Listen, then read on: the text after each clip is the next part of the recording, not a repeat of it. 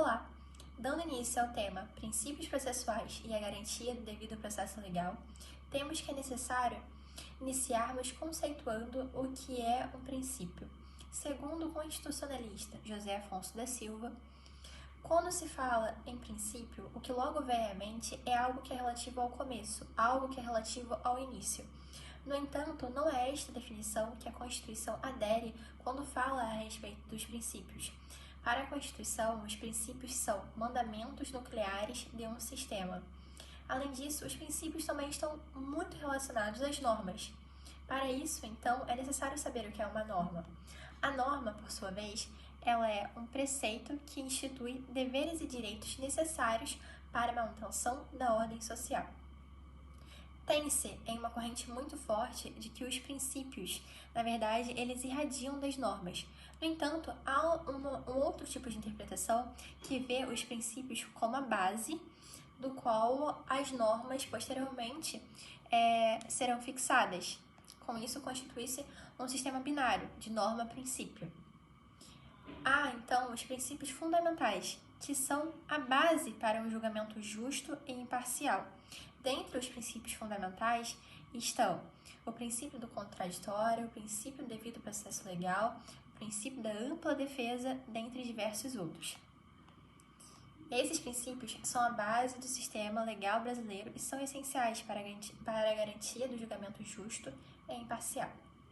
Além desses princípios que são retirados diretamente da própria Constituição, que estão ali expressos, há os princípios que são implícitos, que no direito brasileiro são princípios que não estão expressamente mencionados na Constituição Federal ou em outras leis, mas que são considerados como inerentes ao sistema jurídico e à ordem jurídica como um todo. Eles, então, são deduzidos a partir de princípios expressos e das normas existentes, bem como da interpretação da Constituição, de doutrinas e da legislação. Um exemplo é o princípio da humanidade das penas. Esse princípio não está expresso na Constituição. Não está escrito ali, princípio da humanidade das penas. No entanto, o artigo 5º da Constituição Federal, em seu inciso 47, estabelece que não haverá penas de morte, não haverá penas de caráter perpétuo, penas de trabalho forçado, de banimento ou penas cruéis. A partir, então, desse inciso, desse artigo, tem-se a dedução do princípio da humanidade das penas. Muito obrigada. Olá pessoal, tudo bem? Hoje eu vou trazer os princípios constitucionais que regem o processo penal. Devido ao nosso tempo exíguo, eu vou trazer da forma mais breve possível esses princípios. Muitos são os princípios do processo penal que encontram garantia na Constituição. É importante destacar que esses princípios, eles limitam o poder punitivo do Estado dentro da perspectiva da Constituição Federal como forma de controle e de validade para o ordenamento jurídico. Dentre esses princípios, eu destaco o princípio da igualdade, no qual todos são iguais perante a lei, sem distinção de qualquer natureza. Por meio desse princípio, são vedadas as diferenciações arbitrárias e tem por finalidade também limitar a atuação do legislador, a atuação do intérprete, de qualquer autoridade pública e inclusive de particulares. Além disso, destaco também o princípio da legalidade, no qual ninguém é obrigado a fazer ou deixar de fazer, senão por força de lei. Nas palavras do Celso Bandeira, eu vou ler em verbos aqui para vocês. Enquanto o princípio da supremacia do interesse público sobre o interesse privado é de essência de qualquer Estado, de qualquer sociedade juridicamente organizada com fins políticos, o da legalidade é específico do Estado de Direito. É justamente aquele que o qualifica e que lhe dá a identidade própria.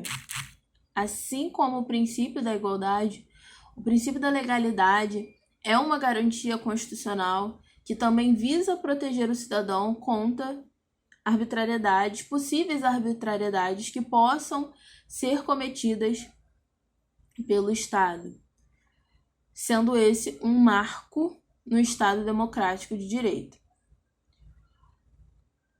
Ainda nessa senda, a gente também tem o princípio da inafastabilidade da apreciação judicial. Pelo princípio da inafastabilidade, a lei ela não pode excluir a apreciação do judiciário na hipótese de qualquer ameaça ao direito ou lesão a algum direito. Ele é também conhecido por outros nomes, como o princípio da acesso à justiça, princípio da inafastabilidade da jurisdição,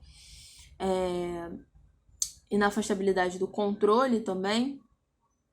Esse princípio ele deixa claro que se por um lado cabe ao Poder Judiciário o monopólio da jurisdição, por outro lado tem que ser assegurado que todo aquele que se sinta lesado ou ameaçado tenha o direito de ingressar aos órgãos judiciais para recorrer a isso. O próximo princípio, que também está muito interligado ao último, é o da segurança jurídica, que é o princípio no qual o Estado deve agir como garantidor dos direitos fundamentais, e isso tem por implicação que o Estado ele tem que prover um ordenamento jurídico sólido que garanta previsibilidade e estabilidade nas relações. É evidente que, ao dizer que a lei ela permite essa previsibilidade, não significa que não haja espaço para mudanças e novas interpretações normativas. Isso significa que a segurança jurídica reside no fato de que a legislação é estável e que, ao mesmo tempo, mudanças repentinas na lei não virão a prejudicar decisões anteriores. Um exemplo clássico disso é a retroatividade da lei penal, o qual a lei não retroagirá, salvo-se para beneficiar o réu. Outro princípio constitucional imprescindível para a nossa discussão é o princípio da indisponibilidade do interesse público, que, por exemplo, na ação penal pública é traduzido pela impossibilidade do Ministério Público indispor da ação penal a que ele foi obrigado. Outro exemplo também nessa seara é a indisponibilidade do próprio inquérito policial, que, uma vez instaurado, ele não pode ser paralisado indefinidamente ou arquivado. Ainda na seara do processo, a gente tem o princípio do juiz natural, no qual é um princípio que tenta trazer isonomia para a análise dos processos, né? Que a gente tem um juiz que ele é previamente encarregado daquela matéria na forma da lei, o que impede que você escolha um determinado ou exclua determinado magistrado para análise daquele mérito. Dentro desse contexto, a gente tem o princípio da motivação das decisões, né? No qual o exercício do juiz constitucionalmente ele tem que ser norteado pela motivação, pelo direito e pelo caso concreto, não podendo usar de convicções próprias para emitir qualquer sentença. E, por fim, a gente tem o princípio da publicidade, que vai prever para a gente que o devido processo legal ele deve ser público nos termos da Constituição, exceto nas hipóteses de defesa da intimidade ou até mesmo na defesa do interesse social. O princípio do devido processo legal vai ser abordado melhor pela nossa colega Rafa, mais à frente. Por enquanto, é isso. Muito obrigada. Só para completar aí a fala das minhas colegas, eu acho muito importante mencionar que há também 2 outros princípios constitucionais muito importantes, que são o do devido processo legal, que está lá no artigo 5º, né, inciso 54 da Constituição, e o princípio da razoável duração do processo também encontrado no artigo 5º, inciso 77 da Carta Magna. Esses princípios, eles norteiam a ideia de que seja assegurado a todos o direito a um processo com todas as etapas previstas em lei e todas as garantias constitucionais, né? Podendo esse processo ser nulo, né? Caso haja inobservância desse princípio.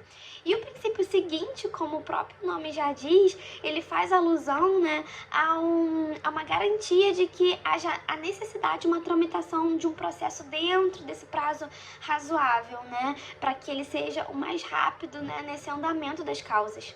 Seguindo com a nossa apresentação, eu queria falar de mais um princípio constitucional super importante que a gente precisa destacar aqui, que é o princípio do contraditório, que está presente no artigo 5º, inciso 55 da Carta Magna, que diz assim: aos litigantes em processo judicial ou administrativo, aos acusados em geral, são assegurados o contraditório e a ampla defesa, com os meios e recursos a elas inerentes.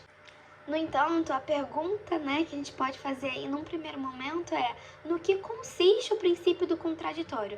O princípio do contraditório, de acordo com o advogado criminalista Aury Lopes Júnior, em sua obra Direito Processual Penal, ele fala que ele pode ser inicialmente tratado como um método de confrontação da prova e comprovação da verdade, fundando-se não apenas mais sobre um juízo potestativo, que seria o direito sobre o qual não recai qualquer discussão, sendo ele aí controverso, mas sobre o conflito entre as partes contrapostas, a acusação e a defesa.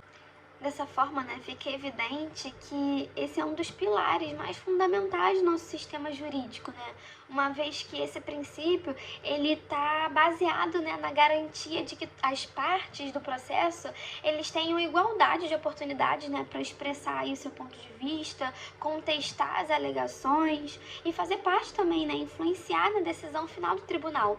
Isso não apenas assegura que as decisões judiciais elas sejam bem fundamentadas, mas também promove a confiança no sistema legal.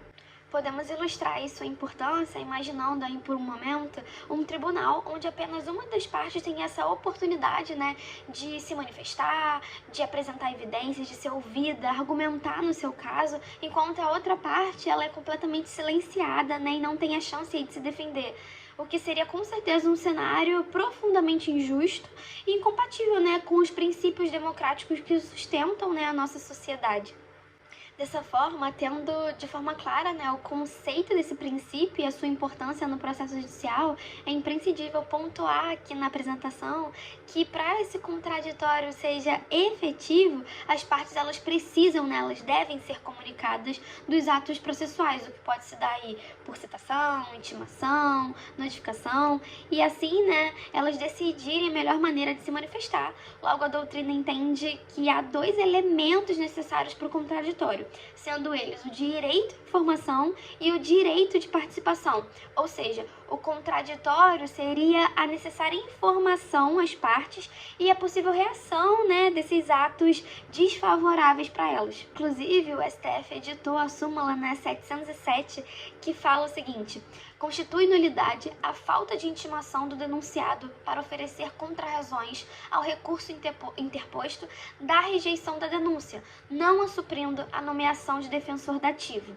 Avançando no tema, um ponto que eu queria levantar aqui também, muito relevante, é que quando vamos ler o inciso, a gente consegue perceber a presença desse termo ampla defesa, em que geralmente muitas pessoas quando vão ler ele conseguem logo de cara confundir e misturar o conceito um do outro. O autor citado anteriormente no trabalho, o Aury Lopes Júnior, ele vem citar aí, vem falar que esses conceitos de ampla defesa e contraditório, eles são diferentes, eles são distintos, pelo menos nesse campo teórico. Ele ainda traz o pensamento do autor Pellegrini Grinover, que explica que a defesa e o contraditório são indissoluvelmente ligados, uma vez que é do contraditório que brota o exercício da defesa, mas é essa que garante o contraditório. Então a gente entende aí que o contraditório ele é um direito concedido a ambas as partes do processo, o acusador e o acusado, sendo a ampla defesa um direito mais direcionado ao acusado. No entanto, afastando qualquer confusão que esse tema possa gerar, dentro do direito processual penal, o contraditório e a ampla defesa, eles não estão fundidos, visto que só há contraditório no processo. Isso porque não há contraditório no inquérito policial, por exemplo, por não se tratar de uma das fases do processo, mas tão somente como um ato pré-processual administrativo. A título de exemplo que eu gostaria de trazer aqui é quando a investigação, ao prestar declarações perante a autoridade policial, alguém se utiliza, né, do direito ao silêncio. Esse não está exercendo aí o contraditório, e sim o seu direito de defesa. Tendo dito todas essas coisas, dentro do âmbito penal, esse princípio ele gera, né, mais atenção a pontos super importantes, como, por exemplo, a proteção dos direitos individuais, a garantia de um processo justo, a busca pela verdade e a prevenção de abusos. No entanto, tendo aí o princípio do contraditório uma vez sendo violado, nós podemos ter diversas consequências, sendo elas a possibilidade, né, de anulação das decisões judiciais, revisão de casos, reabertura de processos, ações disciplinares, reparação de danos, desconfiança, né, perante o sistema legal brasileiro, a possibilidade da exclusão de provas e possíveis, né, precedentes jurídicos. Para complementar tudo que foi dito por mim aqui, eu gostaria de trazer uma decisão, né, muito rápida do tema.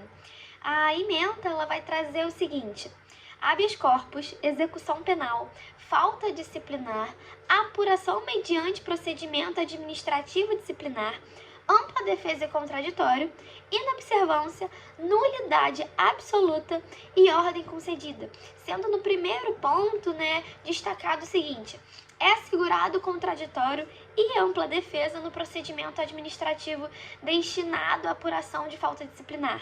Sendo no segundo ponto, a ausência de intimação da defesa para se manifestar previamente à aplicação de penalidade disciplinar viola os princípios do contraditório e da ampla defesa, ocasionando a nulidade absoluta de todos os atos subsequentes.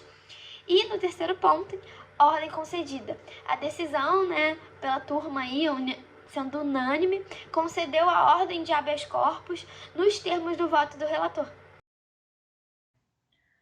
Prosseguindo, nós temos também o princípio do reconhecimento do júri popular, que está no inciso 38, artigo 5º da Constituição Federal, que diz ser competência do júri popular julgar os crimes dolosos contra a vida.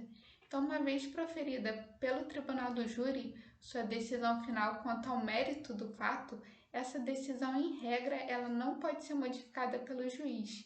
E aí, ilustrando a importância desse princípio, temos a súmula vinculante 45 do STF, que dispõe que a competência do júri ela prevalece sobre o foro por prerrogativa de função que tenha sido estabelecido exclusivamente pela Constituição Estadual. Então, sendo um princípio constitucional o reconhecimento do júri popular, ele só pode ser excepcionado nas situações previstas pela própria Constituição. Outro princípio é o da publicidade, e ele está previsto nos incisos 60 e 33 do artigo 5º da Constituição Federal, bem como no inciso 9º, artigo 93 também da Constituição Federal. O princípio da publicidade estabelece que os atos processuais eles devem ser realizados publicamente e sem sigilo. Apenas em situações excepcionais que envolvam o interesse social ou intimidade é que se pode restringir essa publicidade geral, mas devendo sempre manter a publicidade específica. Por quê? Porque ela é destinada às partes e aos procuradores e nunca pode ser suprimida. E aí, nesse sentido, a gente tem a súmula vinculante 14, também do STF, que diz ser direito do defensor, no interesse do representado, ter acesso amplo aos elementos de prova que, já documentados em procedimento investigatório realizado por órgão com competência de polícia judiciária, digam respeito ao exercício do direito de defesa. Temos também o princípio do estado de inocência, que está no inciso 57, artigo 5º da Constituição Federal, que dispõe que todo acusado é presumido inocente até que ele seja declarado culpado por sentença condenatória com trânsito em julgado.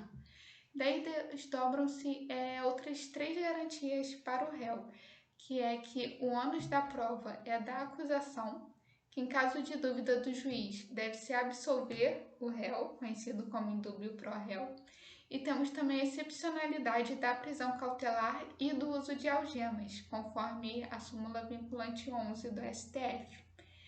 Temos também o princípio da proibição da reformatio in pejus, que está previsto agora no Código de Processo Penal, no artigo 617, que quer dizer que, caso a parte ré recorra contra uma decisão, ela não pode ter a sua situação agravada. E aí nós temos alguns exemplos práticos da aplicação desse princípio. Primeiro, a súmula 160 do STF, que dispõe que, sob pena de nulidade da decisão, o tribunal não pode acolher contra o réu nulidade não arguida no recurso da acusação, ressalvados os casos de recurso de ofício. Outro exemplo prático da aplicação desse princípio é que, caso determinada sentença seja anulada por recurso exclusivo do réu, a nova sentença a ser proferida ela não pode ser mais gravosa do que aquela que foi anulada. Temos também o princípio da oralidade, que, segundo o doutrinador Guilherme Nucci, em algumas fases do processo, a palavra oral ela deve prevalecer sobre a escrita. E aí daí decorrem, segundo o mesmo autor, alguns outros princípios, que são o da concentração, que quer dizer que toda a colheita de prova, o julgamento, deve dar-se tudo em uma única audiência ou no menor número de audiências possíveis. Temos também o princípio da imediatidade, que dispõe que o magistrado deve ter contato direto com as partes, com a prova produzida, com a produção de prova pericial. E além disso, também temos o princípio da identidade física do juiz, que quer dizer que aquele magistrado que instrui deve ser também o que julga. E aí no Código de Processo Penal, o princípio da oralidade em específico, ele está expresso no parágrafo 4º, artigo 411. Temos também alguns princípios que dizem respeito à atuação do Ministério Público. Segundo Guilherme Nucci, a obrigatoriedade da ação penal pública e a indisponibilidade da ação penal decorrem do princípio constitucional do devido processo legal e da atribuição conferida ao Ministério Público pela própria Constituição para ser o titular da ação penal, conforme a gente vê no inciso 1º do artigo 129 da Constituição. Então, os órgãos acusatórios e investigatórios, eles têm o dever e não a faculdade de investigar, apresentar a denúncia, se for o caso, ajuizar a opção penal, sendo que essa ação penal, ela não pode ser, o Ministério Público não pode desistir dela enquanto ela estiver em curso. Por fim, outro princípio importante atinente à atuação do Ministério Público é o da indivisibilidade, e ele está previsto no artigo 48 do Código de Processo Penal, que diz que a queixa contra qualquer dos autores do crime obrigará o processamento de todos os autores. Então, o Ministério Público ele deve velar por essa indivisibilidade da queixa da ação pública. Encaminhando já para o final da apresentação, eu vou falar sobre alguns outros princípios. O primeiro princípio que eu vou abordar é o princípio da identidade física do juiz, que está contido no artigo 399 do Código Processual Penal. Esse princípio determina que o juiz que conduziu a instrução deve ser o que vai proferir a sentença. Esse princípio tem desvantagens e vantagens, sendo uma desvantagem o risco de ocorrer que esse juiz tenha desenvolvido algum pré-julgamento por estar sempre em contato com aquele caso. Porém, no geral, as vantagens superam as desvantagens. O segundo princípio que eu vou abordar é o princípio da eventualidade, que está contido no artigo 339 da Constituição Federal, e ele consiste que todas as matérias de defesa do réu devem ser alegadas na fase da constatação sob pena de preclusão. A preclusão seria a perda desse prazo determinado para alegar essas provas. Além disso, existem outros tipos de preclusão, que seria lógica, que ocorre quando há a incompatibilidade lógica entre atos processuais, a consumativa, que é a perda da faculdade por ter realizado determinado ato processual, e o pró-judicado, que é o impedimento do juiz de julgar ato já decidido. Outro princípio é o princípio da economia processual, que visa, né, obter o máximo de resultados com o mínimo de atos e recursos possíveis. Essa economia promove a eficácia, né, na administração pública e na justiça e é benéfico para todas as partes envolvidas. Há também o princípio do duplo grau de jurisdição, que permite, né, que dá o direito de recorrer a uma sentença superior caso o indivíduo se sinta prejudicado por alguma decisão judicial. E, embora esse princípio não esteja explicitamente descrito na nossa Constituição Federal, ele faz parte da Convenção Americana dos Direitos Humanos, a qual o Brasil incorporou nos nossos direitos fundamentais. Nós temos também o princípio da persuasão racional do juiz, que está no artigo 371 do Código Processual Civil, que esse princípio permite que o juiz avalie as provas, os materiais, enfim, de forma livre, porém que a sua sentença, decisão, seja fundamentada. Esse princípio está alinhado com a necessidade de fundamentação estabelecida na nossa Constituição Federal. Nós temos também o princípio da disponibilidade na ação penal privada, que, ao contrário da ação penal pública, a ação penal privada é plenamente disponível. O que seria essa disponibilidade? Esse princípio consiste na possibilidade do querelante, né, no ofendido, renunciar o direito da ação, desistir do processo ou perdoar o réu. É plenamente possível na ação penal privada. Nós temos também o princípio da indivisibilidade, na ação penal privada, que não permite que o querelante escolha quem vai acusar, né? Vou dar um exemplo para ficar mais evidente.